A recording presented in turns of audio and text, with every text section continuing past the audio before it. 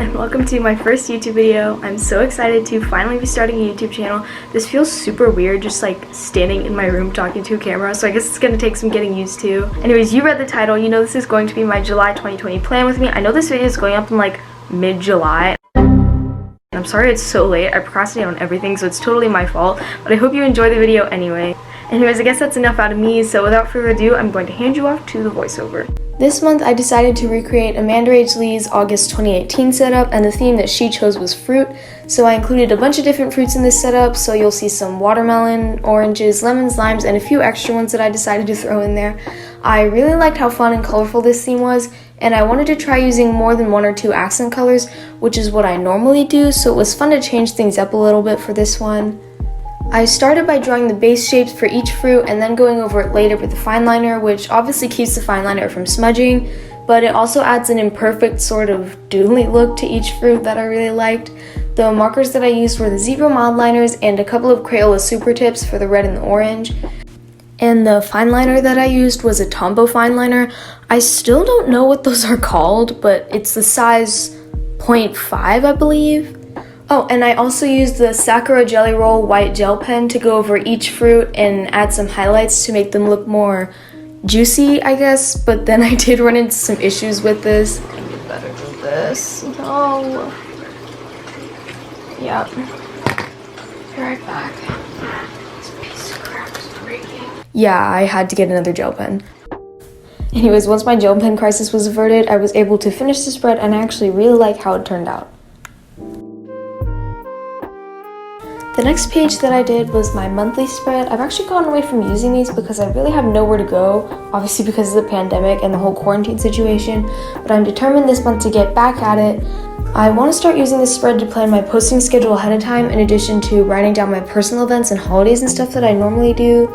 This month I didn't do anything special with this page. I just stuck with a standard calendar layout with the grid and some fruit doodles around it. I always leave a space for a goals box thing, but most of the time I actually forget to fill it out. This month I did get around to writing in it after I filmed this video, so we'll see if I get anywhere with my goals.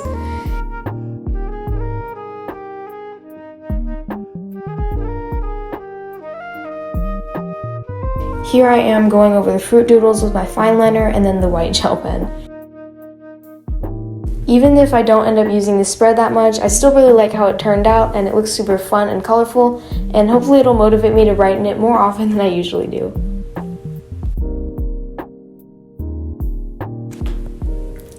Moving on to my habit and mood trackers. For my habit tracker, I did what I always do with the individual calendars for each habit, and like the past two spreads, I just added some fruit doodles all around the spread. I was gonna write out the whole calendar for each habit, but I decided it was too much work, so instead I just outlined the calendar shape. It's pretty easy for me to keep track of what day it is, and if I mess it up, I can just fix it with a white gel pen anyway, so I'm not too worried about it. Here you can see me adding the bases for the doodles all around the calendars, and then going in with the fineliner and the white gel pen. I always get questions about my habits every time I post a habit tracker, so I'm just gonna clear this up right now. I promise Poo Patrol isn't anything weird, you guys.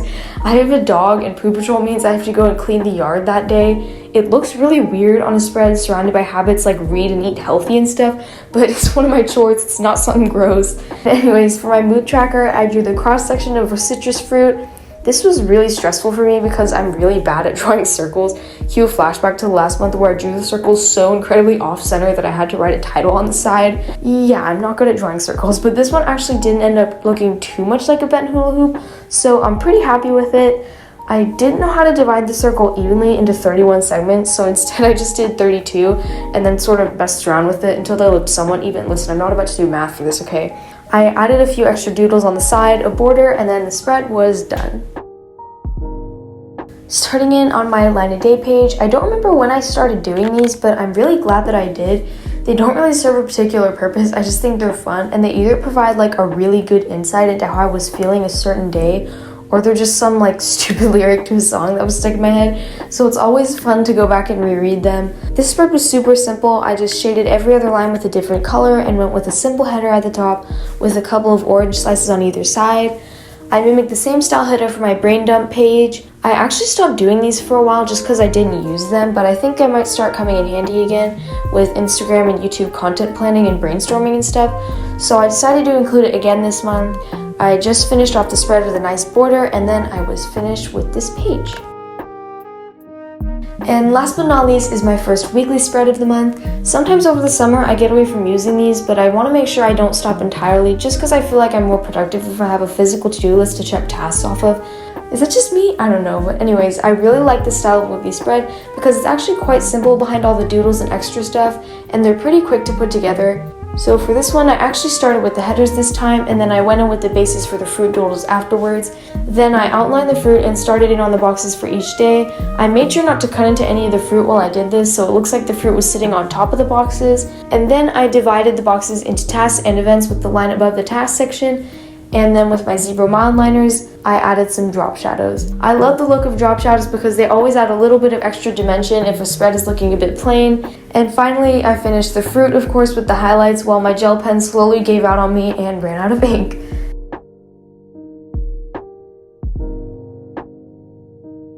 And that's the end of this month's bullet journal setup. I had a ton of fun with this fruit theme, and it really took me out of my comfort zone for a bullet journal theme, but I really ended up liking it, and I hope you guys did too. Please do remember this isn't my original theme. All the credit goes to Amanda Rach Lee.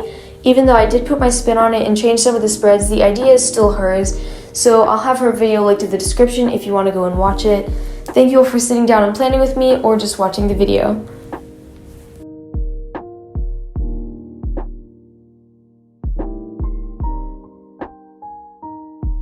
I hope you guys enjoyed the video even though it was super late, and if you did, be sure to like, subscribe, and leave a comment down below if you actually watched the whole thing. If you want to see more of me, you can always follow me on Instagram at LittleLostBujo. I post every other day over there, and I just hit 1,000 followers, so thank you all so much for all of your love and support. I hope you all have a wonderful rest of your day, and I'll see you in my next video. Bye!